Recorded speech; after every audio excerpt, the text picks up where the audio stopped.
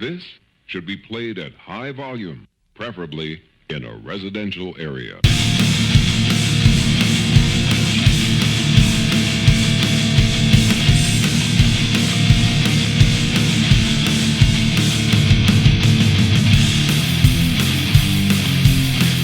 Hello, I'm Chuck Borowitz. And I'm Joe Natoli, and you are listening to the Hard Volume Experience, where we talk about the soul-crushing, life-changing, ass-kicking power of music. Buckle up, we're talking about genres we love and celebrating some of our favorite bands, new and old. We are honored to have you along on this joyride of musical obsession, so without further ado, let's get to it.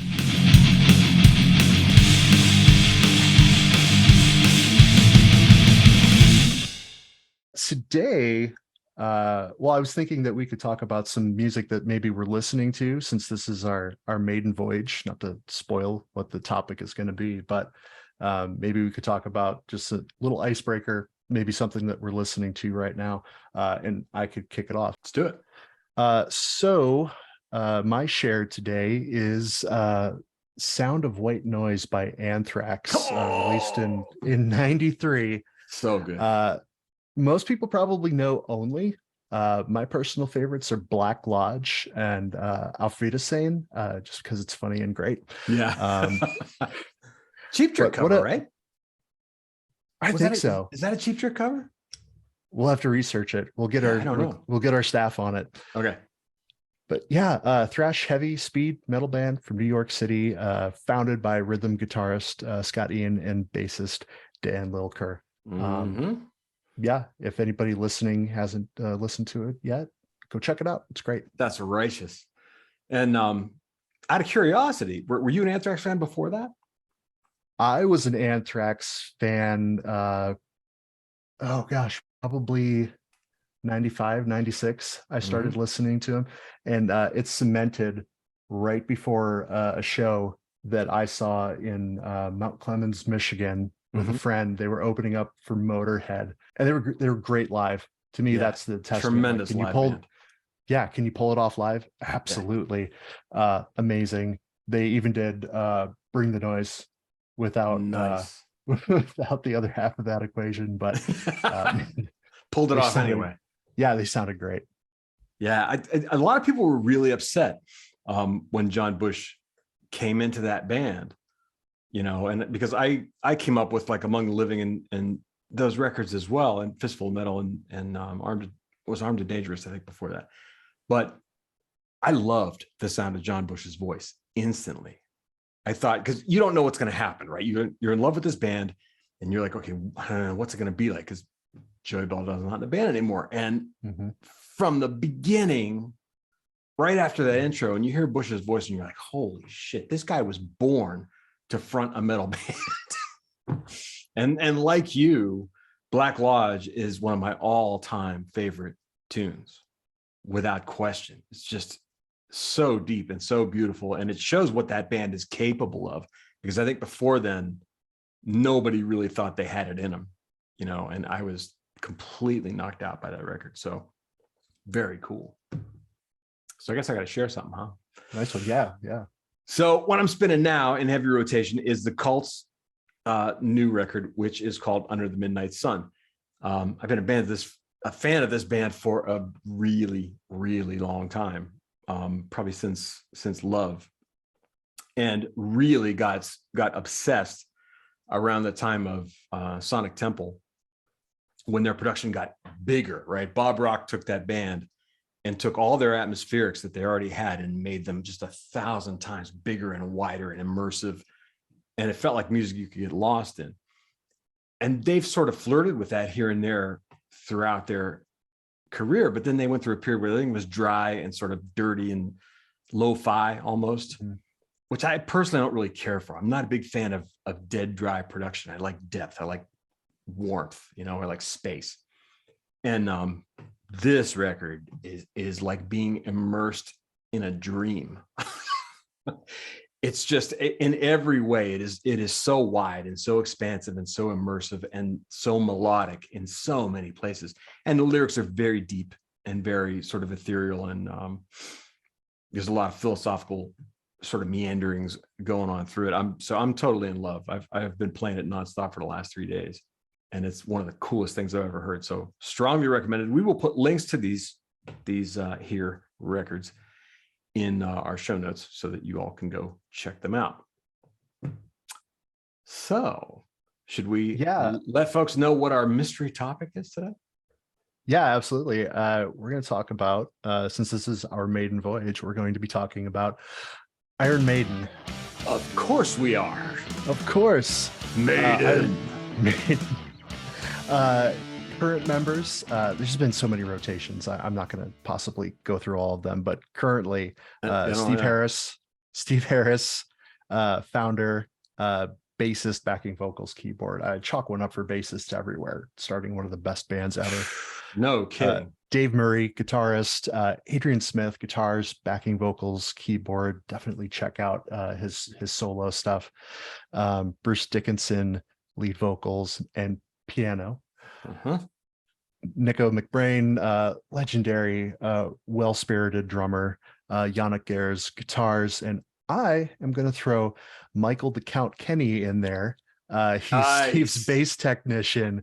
And he played keyboards with Maiden as a touring musician since '88. Just let him be in the band, guys. Right, just give him credit. I mean, he's been hanging out so long, and he's just sort of doing his thing quietly in the background. I love that you called him out. Do you know why he's called the Count? No. He's called the Count because he had a penchant for working late hours, and he usually dressed in a really long black coat. Are you serious? Yeah. So he's like the resident vampire in Iron Maiden. Yeah, talk about longevity. I mean, Steve Harris. I mean, first of all, who plays like Steve Harris? Nobody. That's who. Nobody. Jeez. I mean, he formed that band, what, 1975, I think. Yeah, 75. Maiden was born on Christmas Day. Of course they were. I struggle to think of a more ridiculously consistent output over that span of times, which okay, if they started in 75, I mean, now is like 48 years or something like that.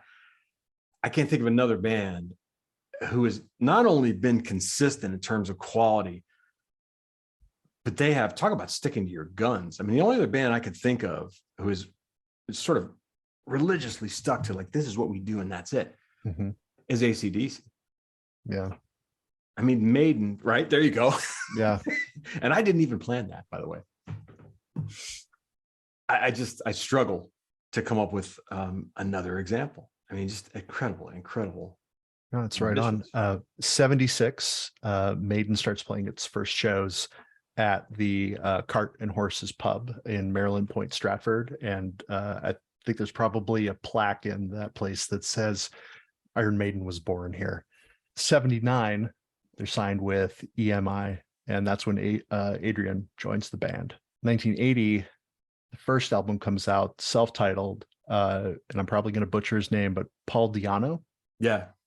Lead vocals. By this point, there's already been several lineup changes, and regretfully, I can't remember the name of the guitar player who was fired for embarrassing the band because he tried to pretend he was playing the guitar with his teeth. I want to say it's Dennis Stratton.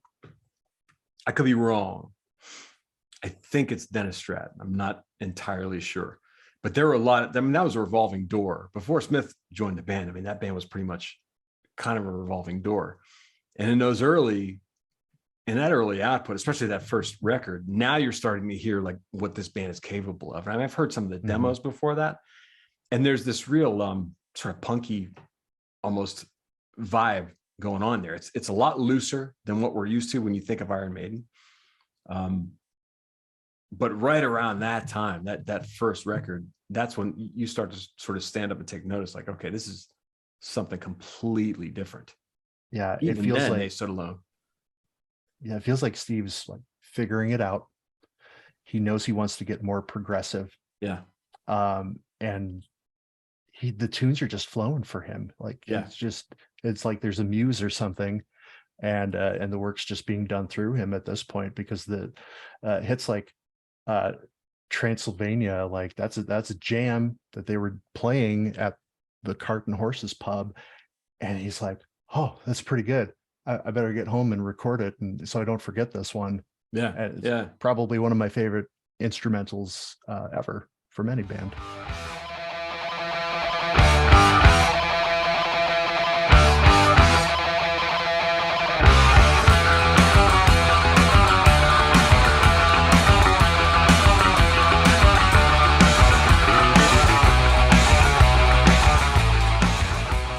And I feel like, I don't know if you feel this way, but I to me, when I listened to the first record and I listened to Killers, I feel like there was a quantum leap between those two records in terms of songwriting. Like you just said a minute ago, when Steve Harris was thinking, okay, I'm digging this sort of expansive prog thing, this complexity. I feel like they just took a huge leap forward in their songwriting abilities in what I think was a relatively short period of time. Yeah. So in 80, the mainstays are Harris and Dave Murray, and they're the only members, obviously, of Maiden who can say that they've been there for all the studio albums. 81, Killers comes out. That's also the same year that Bruce replaces Paul. But maybe we should stop and kind of talk about Iron Maiden, the album, and Killers, the album, because there's some amazing songs. Yeah. And I was just paying homage to Transylvania, which will always get me out of my seat. But on Killers, they start with the Ides of March. Yeah. And you just know the way it's building up. It's not just going to be an amazing song, it's going to be an amazing album. Like, they're really setting the stage.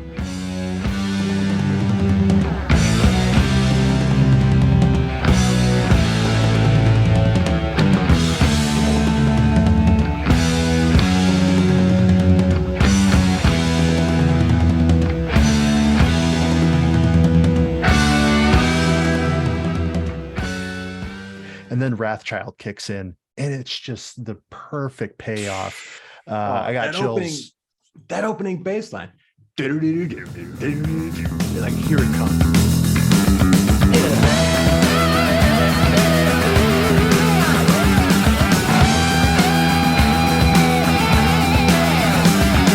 Born to a scene, and it's green. Dominance and persecution. My mother was a queen, but I never seen. I wonder if because they had to think about instrumentals, right? And then they opened, like you said, they opened the second album with Ides of March. I wonder a lot, because I'm trying to think of another metal band. I mean, Sabbath had instrumentals, but they didn't do the thing where you open something with an instrumental, right? Where you use it to lead into another song. I mean, they intercut things, but not in the same way. I mean, Maiden and Harris used it in a really purposeful way to set up what was coming next. It's ingrained in the way I listen to music. Yeah. Even if I'm pogo sticking from different bands, eventually I'm going to want an instrumental. Yeah. That's either going to break the ebbs and flows of what I've been doing, and kind of like makes new, washes the palette, and sets it up for something else. And I've been tweeting a song a day for over 100 days now, and which is awesome, by the way. Thanks. But it's made me notice it, which I'd never really figured out before. And so I enjoy doing that, because I'm seeing like, oh, this is like, it's really in tune with how I'm feeling that day or how I'm feeling the day before. And I want to like get this song out into the universe. And just when those things hit, I get that instrumental, or there's a drastic change. I just find it's in keeping with this band as well, because I feel like they do that on their albums too. A little bit out in the ether with that one, but no, it's excellent, because I personally, it's one of those things where if there was anything, if you had to pin me down and say, is there anything you wish was different about Iron Maiden?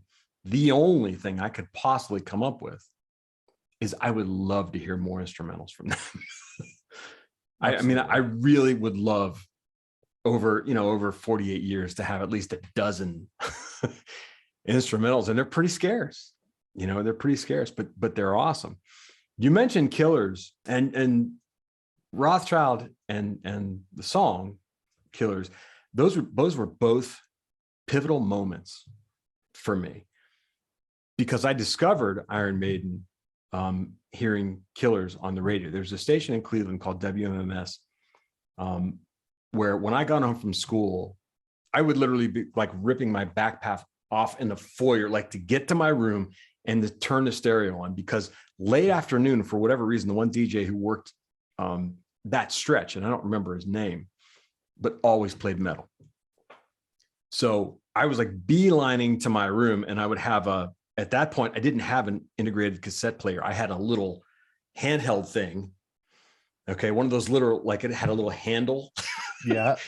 I would what you're talking about. I would put it next to the speakers, and I would sit there with my hand on the record button, like just in case anything cool came on, and I would make tapes that way. So one day I'm doing this, and the intro, that beginning of Killers comes on, that harmonic sort of scale that gets played. And I heard that, and it's like my head exploded. I thought, that is the coolest sound I have ever heard come out of a stereo in my life. I was hooked. I'm like, who is this band? Who is this song? And I think I pestered a couple friends who were like more knowledgeable about music than I was to find out what it was. Pre-internet. Yeah. Right. Right. You had no way. I mean, other than like to go in a store and dig through a bin and hope you could find, something that matched the song title. And I go, that's Iron Maiden. Like, oh, Iron Maiden, cool name, right? Because I'm a young artist, wannabe musician kid who's into like horror movies and stuff. So Iron Maiden, creepy, scary. Yeah. Loud metal. Perfect. Okay, I'm in. Like right now, I don't know anything else. I'm totally in. I'm down. And then of course came videos on MTV. Yeah. Right. And they used to play the Rothschild video in particular on heavy rotation. And so I went backwards. I heard Killers first, and then I heard Rothschild, which was the opening number, but same thing, totally hooked. And in the video, you see Eddie come out on stage, and I was just completely sold on this band from that moment forward. I digress. Back when MTV played videos. Actual videos, yes. It sounds like a wonderful time. I'm a very rural kid. So I didn't get the MTV. The MTV, I sound like a really old guy. Oh, the MTV. But I probably got that in like 94. Because I was really into Nirvana. That was the band that was like, I'm going to go get a guitar from a pawn shop and teach myself how to play. I didn't get into Maiden until probably around 2005. But I was on a heavy diet of AC/DC and Motorhead. And I think it's just an eventuality that I would stumble into that as well. Because this is post Napster. And it was just a lot easier to get your hands on this stuff, and totally feeds into my completionist personality, where if I like a thing, I'm going to dissect it and get into it and learn as much about it as I can. This is why we get along. Yeah. I'm very much the same. Like, I'm a nerd. Okay. I have to know, if I'm into a band, I have to know every single thing that there is to know about this band. Like when I obsessively collected magazines when I was a kid, right? Music magazines. Mm-hmm. And so it was like a constant thing. I used to pester my aunts who, I used to spend a lot of time over at my grandmother's house, and my aunt worked at a beauty shop that was next door to the house. And there was a place called Troutman's Drugstore, and they carried music magazines. So I would bug her, I think from the time I walked in the door to the time I left, which is probably a period of like 4 or 5 hours. Can we go over there? I wanted to go over to the store and get a music magazine, and anything of that ilk, was totally game. Before it was metal, it was Kiss, So, but I remember, like, if I saw the words Iron Maiden on the covers, like, got it, mine. Yeah. Obsessive. Of course, I don't have all that stuff anymore, which I wish I did. That's a podcast for another day. All the memorabilia we've lost over moves or theft. I might have to have drinks when I do that, because it'll be depressing. I was just thinking that, and I was like, don't say that. Don't say that. I'm just saying. Anyway, what the hell were we talking about? Oh, Killers. So we're on our Maiden trajectory. So Bruce replaces Paul because Paul's got some substance abuse issues and he knows about it. So he exit. Bruce comes in. 82, they release The Number of the Beast. This is required listening. I don't care if you just like metal. If you listen to music at all, you just have to. I agree with that completely. And in fact, if you're listening to us right now and you have not heard Number of the Beast, I want you to press pause right now and go find it on YouTube, anywhere. Listen to it right now. It's that important. You'll thank us later. Yes, you will. This is the band's first number one in the UK somehow. Yeah. Number 33 in the Billboard 200. The 82 also marks the second world tour for Maiden. 188 shows. Wow. In 10 months' time. And hauling. They're out. That is hauling.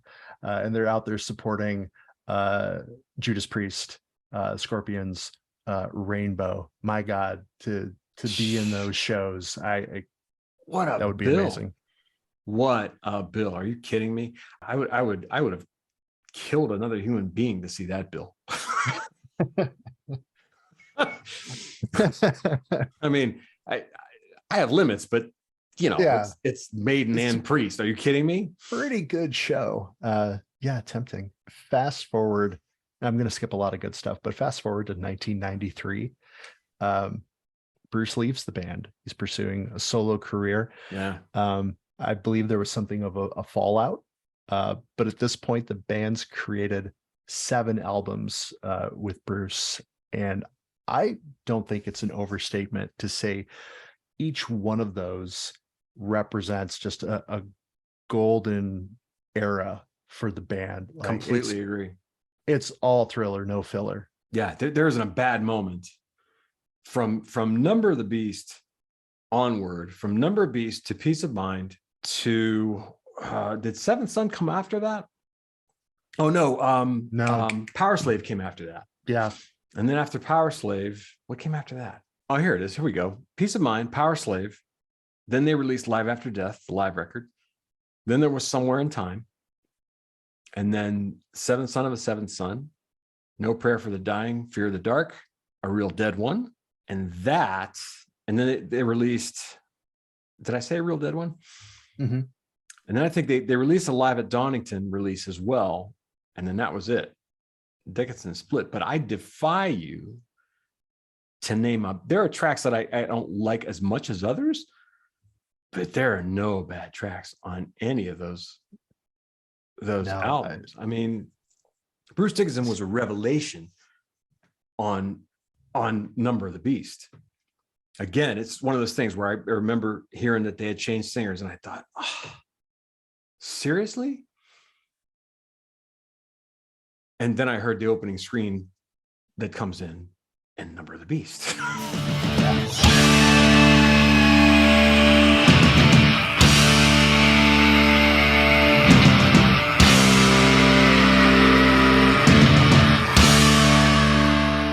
This is not going to be a problem. Run to the Hills. Yeah. Oh my gosh. That was even before I was like hyper aware. It's in the ethos. You can't get away from it. No. You already know that song, even if you're not a metalhead or somebody who listens lurking in your DNA somewhere. Yeah, you'll hear it and you'll be like, "Oh, I know that song. I don't know how," but yeah, it's definitely there. How about one of the greatest breakdowns in metal history? That middle section where Dickinson, you hear the bass mostly, you hear Harris killing it, and then you hear Bruce ascending.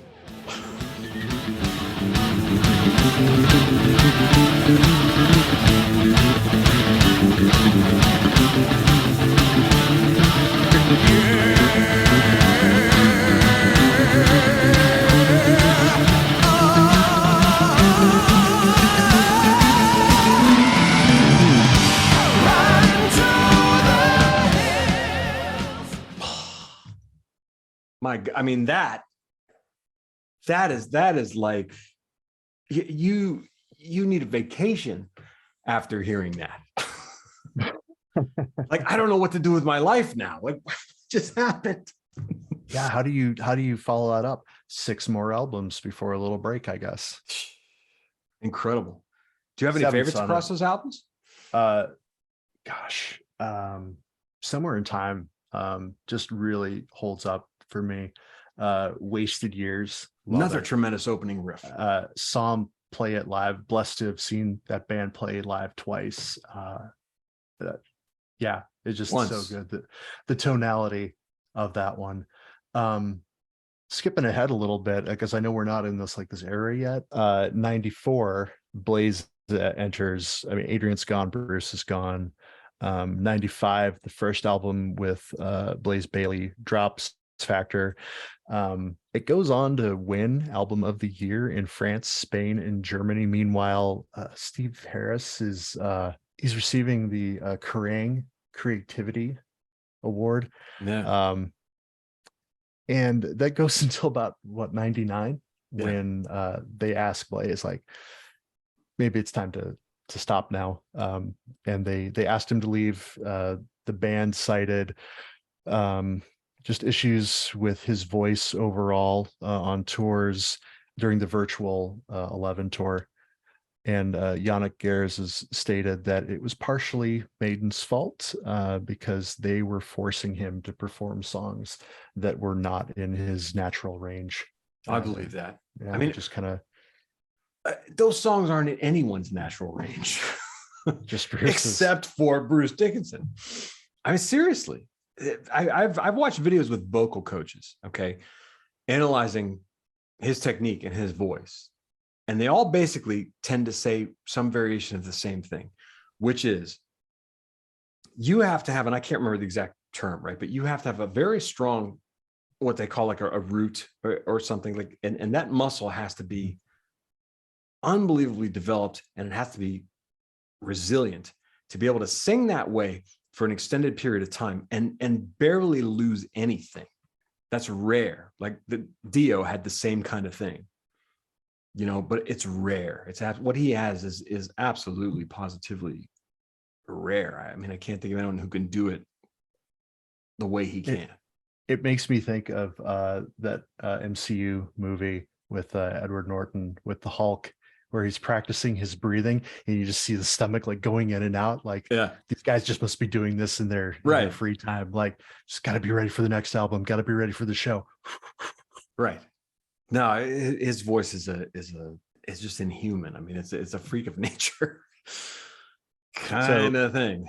2000, when Bruce comes back, blazes out, and in what I'll summarize as a better the devil you know moment for Steve Harris. Yes, he agrees to ask Bruce to rejoin the band. And 2000, when Bruce comes back, starting off strong with the Wicker Man.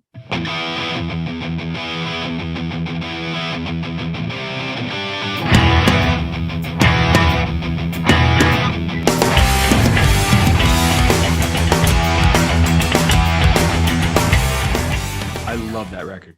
Brave New World. I love it. Absolutely love it. It is on every device I own that has digital music on it. That's how much I love that record.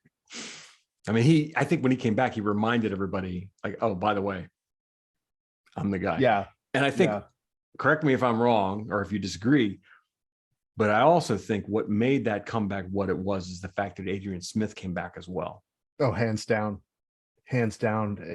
You can tell that he's not there in the two albums. And Adrian was working with Bruce. I mean, he had gone, he was sort of hanging out with Bruce, working with him on his solo stuff. That's some very good stuff as well. From what I understand is those two, even in Iron Maiden, they collaborate very closely together to achieve those operatic moments. That's them with a lot of one-on-one time figuring out how that's going to work. Yeah. And that's, which is Adrian Smith's strong suit, because he is the melody guy. He always brings the most memorable melodies that you hear, especially in the lead guitar breaks. And that's to take nothing away from Dave Murray by any stretch. Okay, or Yannick. But there's something about Adrian when he approaches a lead or a part or a little riff or a little moment where he's adding some flavor somewhere. The melody just comes through his pores. He has this natural ability. If you listen to The Chemical Wedding, which it's Adrian Smith and Bruce Dickinson, right? It's Dickinson's solo record. You can hear it all over that record. I mean, that tasteful sense of like, this absolutely belongs here in this order. Yeah. It's a gift that guy has. I digress.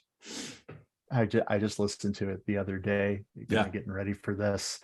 And I was like, wait, it's not Maiden, but it is. Yes, But it's not. it is. Very confusing. Yes. Which is probably, I hate to say this, but it's I think it's why it's my favorite Dickinson solo record as well, because it's got Maiden all over it. So the writing was probably on the wall here for him to come back, I think. Yeah, I think there's a moment when you say we may have had our differences and what we're doing is okay, but it really works well when we do it together. Can we just figure this out? And it's nice to see that. And even if you like get on the YouTubes and watch performances, there are some moments there where, like, when the crowd's being a little rowdy and Bruce needs to say something, he sticks up for his friend. I'm sorry, did I say Steve? Bruce says something and he sticks up for his friend Steve. And I just find that part lovely. I don't know how metal it is, but to just see two friends sticking up for each other, like, oh, I can just feel the that longevity. Yeah, I agree with you. The live clips that I've seen and interviews that I've seen, the little documentaries that they've done from some of these more recent albums, I think their relationship is radically different than it was, at the point when he left. I think they were probably butting heads about sort of getting their space, because let's face it, Bruce Dickinson is nothing if not opinionated. So when you have two creative people who feel really strongly about their opinions in a band, I mean, that's difficult. That's difficult navigating. It's people liken it to a marriage all the time, and it is very much like that, because you both have a very serious stake in the sand as to what happens here. But I feel like dark moment where they they start to critique each other, and Steve might say to Bruce, you didn't give it your all, and Bruce will say, that's bullshit. Like, well, I don't tell you how to play the bass. Don't but tell me that I've got to be Mr. Smiley on every show if I'm not actually feeling it. Right. And that's what happens. It's little things, right? It's little nitpicky things, and it comes out sideways. It comes as a little sideways comment instead of sitting down and saying, hey, I want to talk to you about this. Right. And I often wonder if that's a guy thing too, right? Because guys talk around issues instead of like sort of right at them.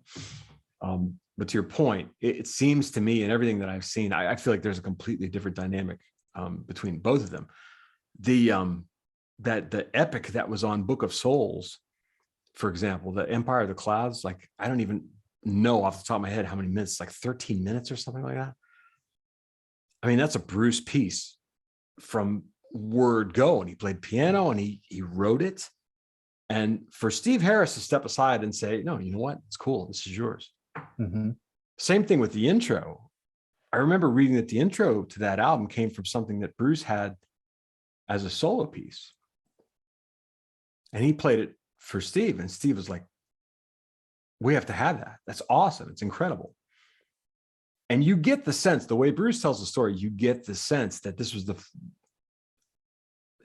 era was the first time that kind of stuff happened, where Steve was willing to sort of let go of control, which I totally understand. When it's your thing, it's hard to let it go and let someone else run with it, because you're worried about, like, what if it's not as good? You hate to say that out loud because part of you knows that it's not nice. But it's there. It feels like there was a little bit of that energy where if somebody messed up, like Nico misses a beat or a cue because a vocal got messed up, Yeah. And Nico's like, I offer, my resignation. I'm like, well, that's crazy. You're not going anywhere. But Right. yeah, that's pretty serious. If you mess up once in a live show and you think that's it, I Yeah, can't I'm do done. this anymore. Yeah, I'm done. And you can't possibly think of a more generous, kind human being than Nico McBrain. I mean, he's one of the most joyful human beings I've ever seen. Anytime anyone talks to him about anything, he's just totally into it. It's like, isn't this great? I want to talk about it. And I want you to get excited about it too, because it's awesome. yeah. He's You that and guy. I have already watched the video, but if anybody's listening to this, go find a video of him on Iron Maiden's channel on YouTube, talking about his new drum kit. I think it's like 10 or 20 minutes. And it's just lovely. He's so excited Yeah. about his drum kit and Yeah. the paintings, and how his own philosophy and religion kind of works into every piece of it. It is a rich tapestry. It's lovely to watch, and there's some shout outs at the end for a friend and compatriot who's been working with him a long time. Yeah. And it's awesome to see that kind of family atmosphere. Agreed. He's just a good human. I mean, what did you say? I think the way you said it to me was, I can't remember. You said, I hope I at this point in my life, like, I love something the way that Nico loves this drum set. Yeah, I can't remember however exactly old he is now. Yeah. It's like when I get that age, I hope I'm as joyful about what I'm doing and my life in general as him. Like, that's the aspiration. Yeah, and he totally is. And I think that comes through. That's also a difference. Since we're talking about the years after Dickinson came back versus the years prior. And again, not that there's anything wrong with the years prior. Those albums are untouchable, right? We've established that. But I do feel like there's a different vibe from Brave New World on. And it's a little, I don't even know how to describe it. I want to say looser, but Maiden's never been loose. I mean, their arrangements are incredible. Yeah. Like even on A Matter of Life and Death, like that was, it's when I say looser, it's kind of like it has this we're jamming in the studio kind of vibe to it. And they're just going for it. And it feels, again, it's Maiden, so it's always impeccable. But there's a looseness to it that feels like a bunch of guys in a room having a hell of a time bashing out this song. Yeah. Same on Big Aura. Yes.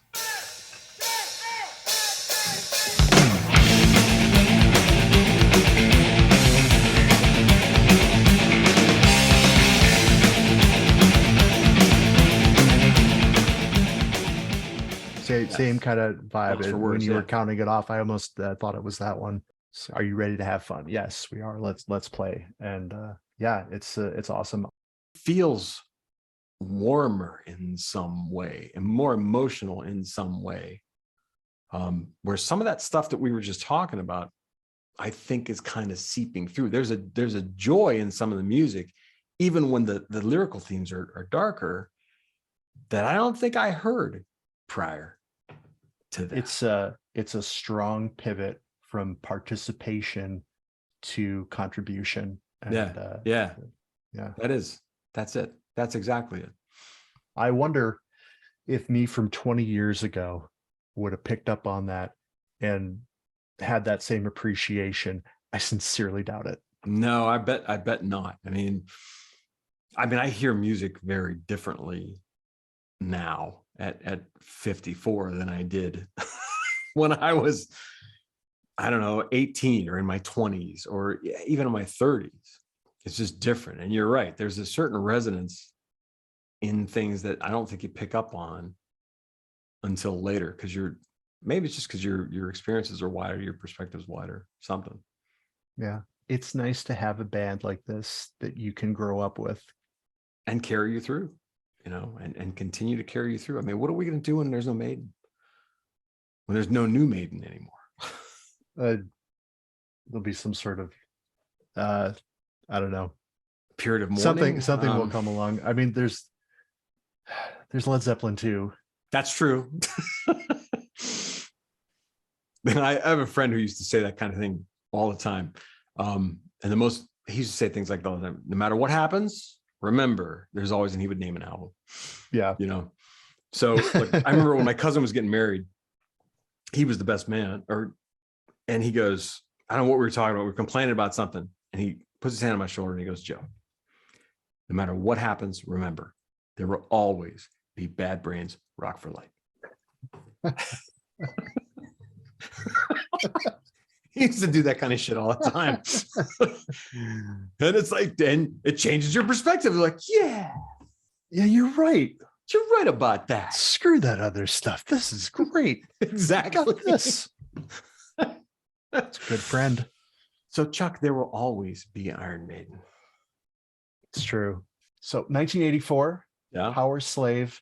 My God, Aces High, 2 minutes to midnight. They're all good. They're all good. I don't know why I'm trying to pick favorites here, but After an album like Peace of Mind, you're going like, really? Like they're already at this level. Like, how can you possibly top this?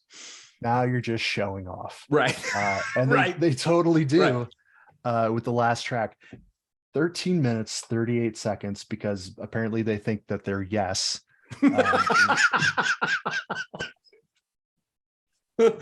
Rhyme. That's a deep cut. I love Rhyme of the Ancient Mariner. it. Yeah. Brit Lit's never been so much fun. No. God, it's an amazing track. I think when we first started talking to each other, you were like, hey, those are some pretty nice jams that you've been sharing on the socials. But now you're doing it right. Was it Rhyme of the Ancient Mariner? Is that what it was? It was. Well, Rollins sealed it, I think, where we're like, we should probably hang out. Yeah, that's right. That's right. It was Rollins. Yeah. Who by the way, tells an amazing story about Iron Maiden. He opened for them once, but he opened for them as doing his spoken word thing. And you can find the clip if you look on YouTube when he's talking about it. And he goes, basically, the entire time I was talking, all I heard was Maiden, Maiden, Maiden, Maiden. Like, they did not want me on that stage. They were like, get the fuck out of here and bring Iron Maiden on. He said they were yelling throughout his entire set. Oh, man. Anyway, you were talking about Rhyme of the Ancient Mariner. Rhyme of the Ancient Mariner. You want to talk about some excellent bass playing? This is a standout for me with Harris. It just keeps the whole piece together. The transitions.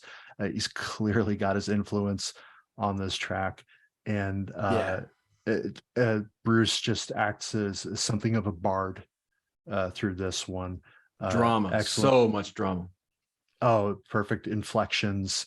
We'll have to play a little bit of it. Yes, it's masterful.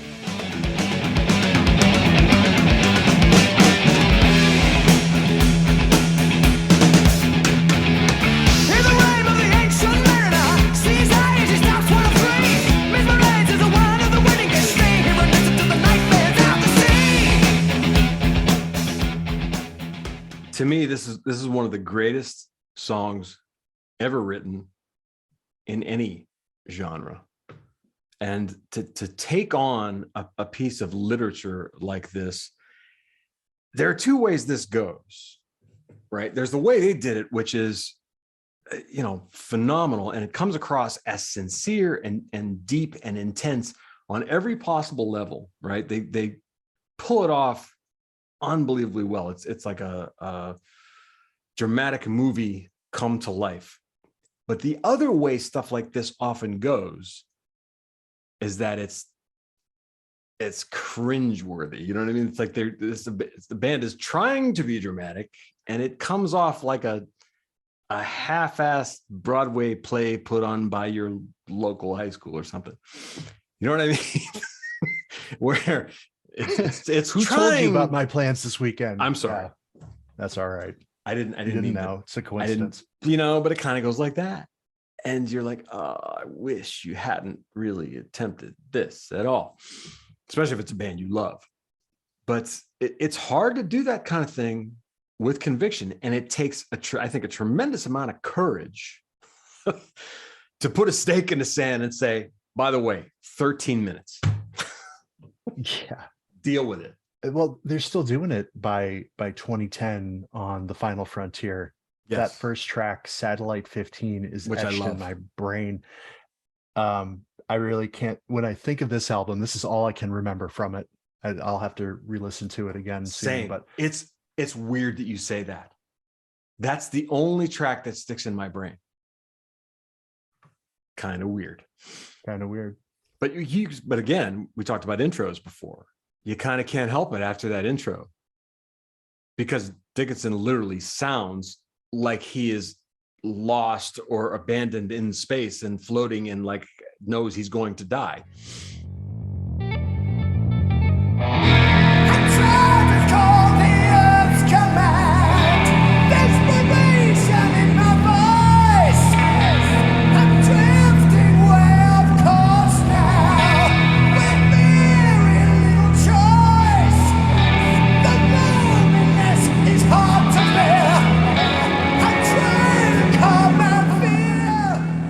I mean, there's this general sense of, I'm really worried about you. Yes. And it sucks you in. Yeah. Yeah. And it's same thing with the cinematic thing. We talked about that in Rhyme the Ancient Mariner. This is kind of the same thing, where you're there.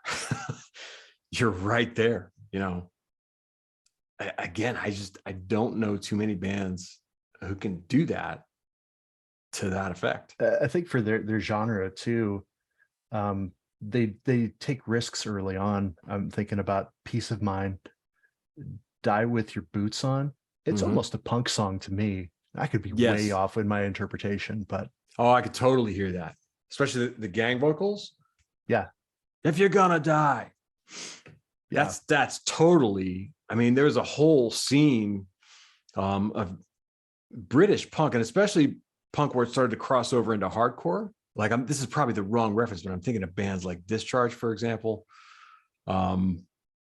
where that you have this sort of same intense galloping in your face sort of thing as metal, and it's starting to be something else. But I agree with that assessment. There's a definite sort of punky element to that tune, the way it moves.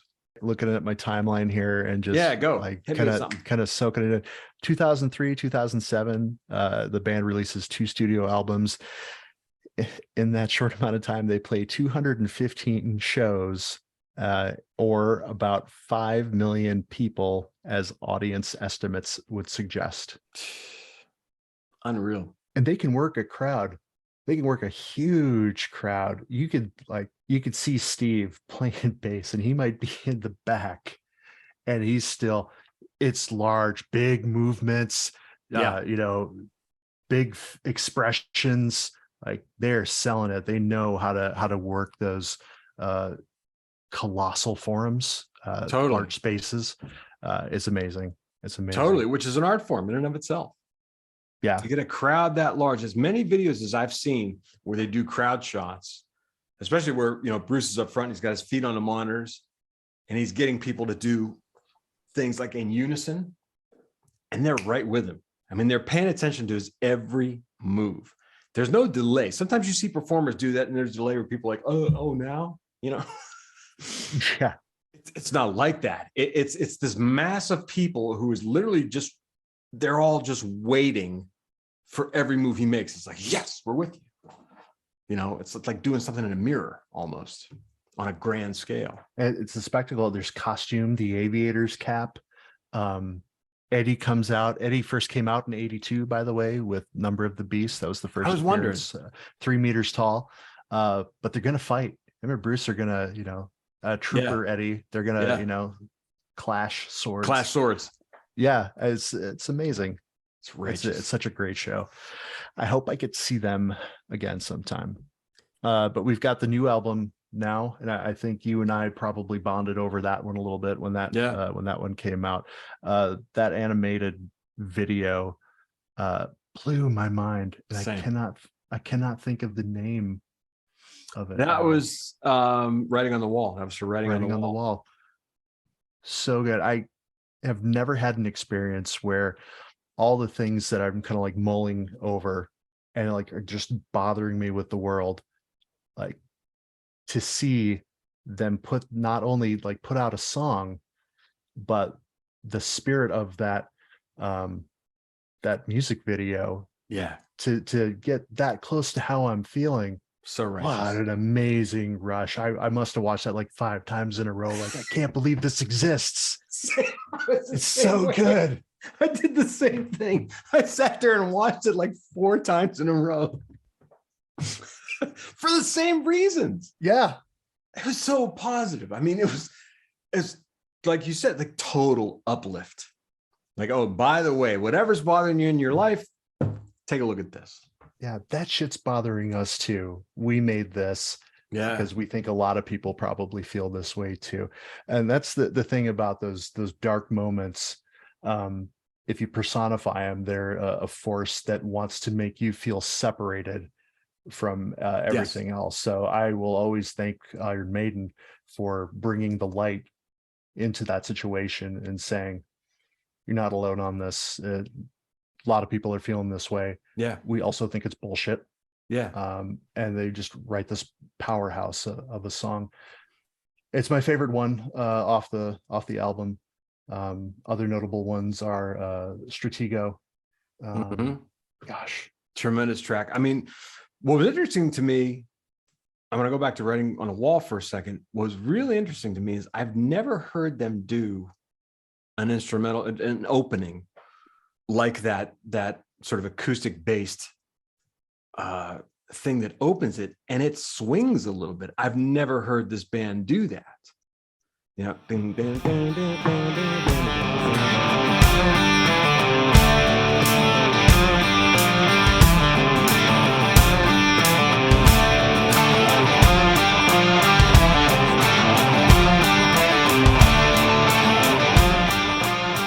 The way it moves is foreign, you know, to most of what they do, and they pull it off so unbelievably well. But to your point, I mean, the thing that struck me as you were talking is that I think one of the reasons this band exemplifies the best of this genre of metal is because they also exemplify what the genre itself means to a lot of people, which is, you talked about when things divide us, right? Metal unifies everything.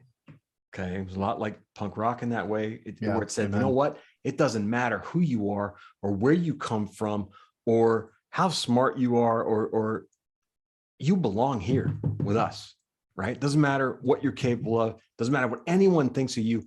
We think you're cool. You belong here. I mean, that's what metal did for me as a really young, insecure kid. And that's what it continues to do for me as an adult who's facing much bigger challenges. And to your point, I think the moment for me, I think the reason I watched it over and over again, just like you did, is for that reason. Okay. It's you're not alone in this.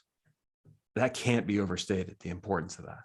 Yeah. I'm looking through albums, and A Matter of Life and Death, 2015. There's so much. This probably requires a part 2 or a deep we'd be here dive all day into an album. Yeah, we could really just be here all day. I mean, Reincarnation of Benjamin Breed, Brighter Than a Thousand Suns, Dance of Death was a great record. Yeah. We mentioned Book of Souls earlier. I loved every moment of that, especially, you know, again, the opening track, If Eternity Should Fail. Again, drama.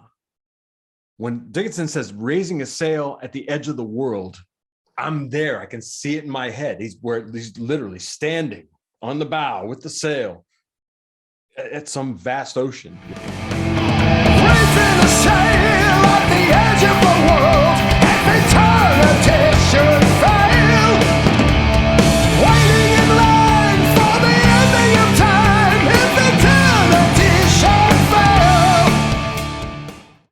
I'm right there with them, and they just sort of continue to pull that off. With the latest album is no exception. All long songs. No. Senjutsu is all long songs. And I love the fact that it to me, it's like a zero fucks given approach. Like, no, this is what we do. Deal with it. I wouldn't want them to change. I have plenty of other pop songs that I could listen to Yeah. that it feels like, at least for the things that I listen to or Mhm. am hearing, that they're dissecting. Where did the bridge go? There's no outro. Yeah. Yeah. People more knowledgeable about music, they're able to talk volumes about this, but even from where I'm sitting, I can tell like it's really lost that penchant for storytelling through the Yes. audible, and it's just all about the hook. It's And it's- Maiden is like a great book, Yeah. and where other music feels more like a bumper sticker. I agree with that. That's a beautiful analogy. Beautiful, perfect analogy. Because you're right. There's texture to the songs. There's movement. There's change. There's something to keep you like you're still going. You're still on the same ride. You know, you're still traveling the same waters. But there's some rapids here. Yeah. And after the rapids, everything calms down. Like, oh, okay. And then something else changes. So it's just enough to keep you interested. And you're right. The songwriting, as it used to be in lots of genres, not just in metal, has sort of gone by the wayside. Like you said, now it's all about the hook. And here's my thing. My problem isn't necessarily that it's all about the hook. My problem is it's all about the hook 45,000 times for 3 minutes. There's nothing else. Yeah. Even in this genre, okay, there are lots of modern metal bands I just cannot listen to because I'm bored inside 2 minutes. Like you've been pounding that to death ever since this song started. Give me something else. Give me some nuance, or at least in a vocal or something. I mean, do something to change it up a little bit. And maybe we're spoiled, right? Because we listen to Iron Maiden. Probably. Where's your friend to make a cameo and say, Joe's okay, no matter what happens? We'll always have killers. Right? Words to live by. There's something else I want to ask you about that for whatever reason just popped into my head. And it's this. Bruce Dickinson had throat cancer. Of all things, right? Cancer on his tongue. You're a vocalist, okay? Cancer is bad enough all by itself. Yeah. But imagine this now. So he goes through chemo, he goes through everything, you know, and miraculously, thank God, comes out the other side and is still alive. But then says, yeah, I still want to sing. And I'll give you my take in a minute, but I'm curious as to what your thoughts are on his voice post that event. Not necessarily versus pre, but just in general. Sure. Yeah. Layers to that question. Yeah. It's not the same. That's right. But I would hardly care, because he knows how his instrument works, and he's clearly putting in the time to understand that it's been altered. Yes. Nobody's fault, and he never has to be okay with it. Mm-hmm. But he's making it work. And I love him for it, because I'm not always able to muster that fuck it, we're going to do it anyway. Yeah. Mentality. And I think it's just expertly done. There are vocalists out there who've been blessed with never having that happen to them, Mm-hmm. who do not pull it off in the same manner that he does. I think it fits. I think the tonality of the subject matter, everything, it's working together. And that goes back to my whole thing about it's a contribution, because it's not him trying to fit that in. That's right. It's everybody working together. And that's the only way it happens. But that's my like 2, 4, 6 cents about. Well, and you said all the things in a different way, probably, but you said all the things that I feel as well. I feel exactly the same way. You know, his voice changed. There's no question about that.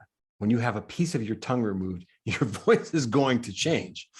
You know, when you go through radical chemotherapy, which hits your vocal cords, your voice is going to change. And what I absolutely love is he completely, and I heard it on Book of Souls, he completely stepped forward, embraced it, and said, this is who I am right now. This is what my voice is. This is how it works. And to your point a minute ago, he sort of explored the mechanics of it and said, all right, what am I working with here? And really dug into it and dug into different ranges that he didn't really touch very much prior to that. There's a lot of mid-range stuff that he does now that to me is just tremendous. Absolutely tremendous. And he never really used it that much before, where it's kind of like a revelation. You're like, holy shit. So he's got that too. And it lends, to your point, conviction in all the right places.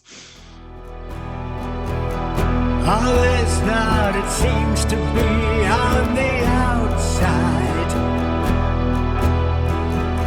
Sometimes what appears to be is a show. What shows in the face is only a mirror. We all have some better places to go. He's hitting all those marks. And I think what also gives it weight for me, I'd be lying if I said otherwise, is the fact that he had cancer. Okay. That he came back from cancer. All right. Cancer has made the rounds a couple times in my family. All right. I've known folks, people I'm close to, who've dealt with it as well. And to come back from that and to stand up and say, no, I'm going to do this. And not just I'm going to sing this stuff at this level of challenge. Right. And I feel like there's a weight and a gravity to his delivery that wasn't there before as well. Like if it was possible to get more powerful, that's exactly what happened. And the fact that he has the high range that he still does, although the timbre of it has changed, I think is just astounding. But you can hear him throwing his full body, his full weight, his full soul, his full everything into every single one of those notes. My soul.